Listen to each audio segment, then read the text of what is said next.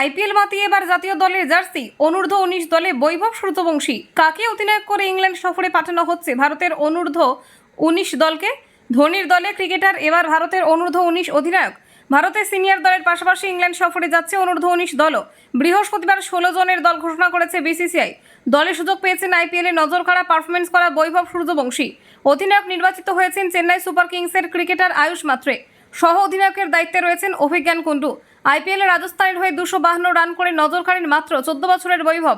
Strike rate ছিল ২০৬.৫৬। গুজরাতের বিরুদ্ধে ৩৫ বলে সেঞ্চুরি এবং চেন্নাইয়ের বিরুদ্ধে হাফ সেঞ্চুরি করে সকলকে চমকে দেন। অন্যদিকে মাত্রে আইপিএলে বদলি খেলোয়াড় হিসেবে সুযোগ পেয়ে ২০৬ রান করেন, যার মধ্যে রয়েছে আরসিবির বিরুদ্ধে ৪৮ বলে ৯৪ রানের বিধ্বংসী ইনিংস।